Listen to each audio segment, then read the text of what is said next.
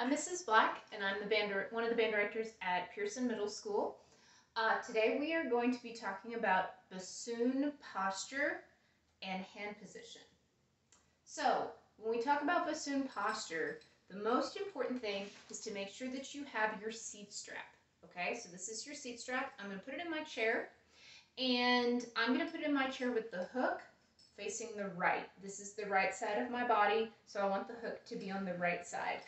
So I'm going to just put it on my chair, and you're probably not going to know exactly where it needs to be at first.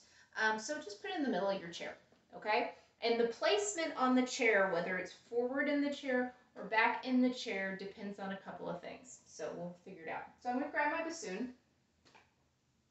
Have my bassoon. You notice when I pick it up, I'm always going to use two hands. So I've got one hand right here and one hand right here. Always two hands so it doesn't fall or fall apart. I'm going to place it across my lap. The boot is on my right side, and the bell and the bocal and the reed are on my left side. Okay, so make sure the boot's on the right. The bottom of the boot, there's a couple holes, and the hook on the seat strap is going to go in one of those. So I'm just going to very carefully put the hook in the hole, and then I'm going to take my bassoon and put it up like this. It comes at a diagonal across my body, so we don't want it to be straight up and down because that's going to feel very strange. We want it to be a diagonal across our body.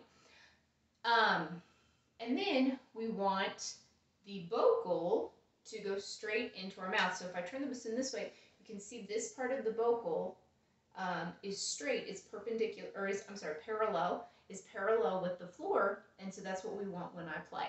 Now, there's two ways that you can sit in your chair when you play your bassoon. I like to sit in my chair where my rear end is all the way in the back of my chair. It's touching the back of my chair. But I like to sit up tall away from the back, so there's space between my back and the chair. This is comfortable to me. For some people, this is not comfortable. Maybe the weight of the bassoon is too much for you,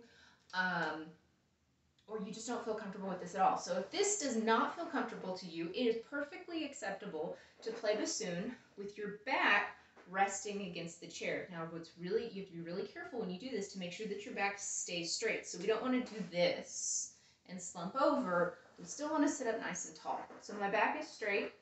Then you need to adjust your seat strap so the bocal goes straight into your mouth. So I've put my back against the chair, I don't like this. Now my bocal is coming down into my mouth. I really don't want that. So what I'm going to do is I'm going to adjust my seat strap back. And really, my seat strap is pretty much like under my rear end right now. So I've adjusted it back, and now it's coming straight into my mouth, and I'm gonna make a really good sound when I play. Okay, so now we're gonna talk about where to put our hands when we play the bassoon. So I've got the camera focused on my right hand. This is my right hand right here. So the thumb of my right hand, so I'm turning my bassoon so you can see.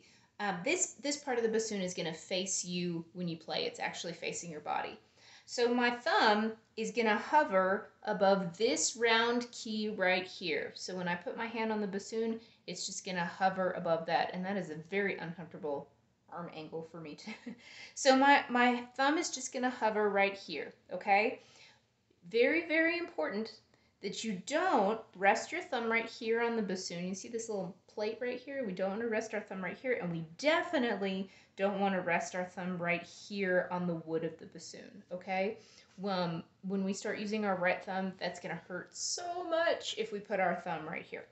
So I've got my thumb hovering above here. Now your bassoon may have something called a crook, and it's kind of a little piece of plastic that sticks out right here, and you can rest your hand on it. I should have one, but my bassoon is very old.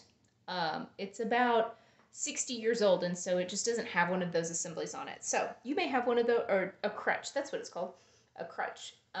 You may have one. I just don't.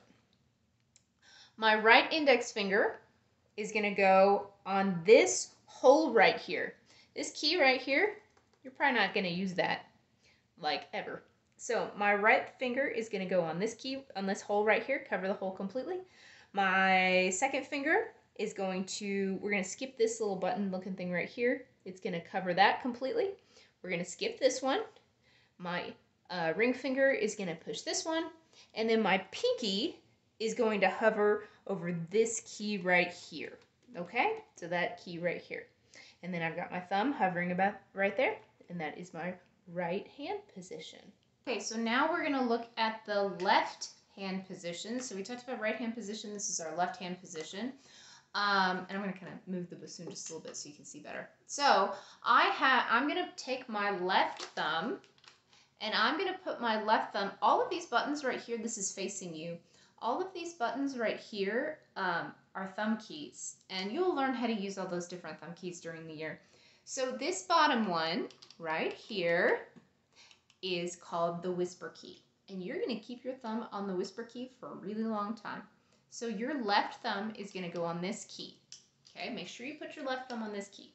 So I put my left thumb on the whisper key, and then I wrap my hand around the bassoon.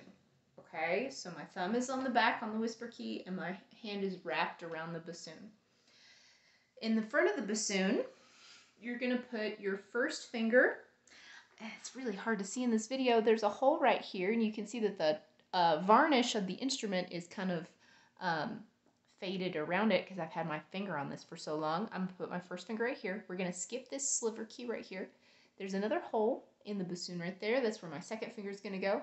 My third finger is gonna stretch and cover this hole right here and push the ring down.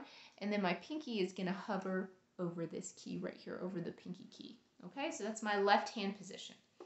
When I have both of my hands on the bassoon, it's gonna look like this. Both my hands are on the bassoon.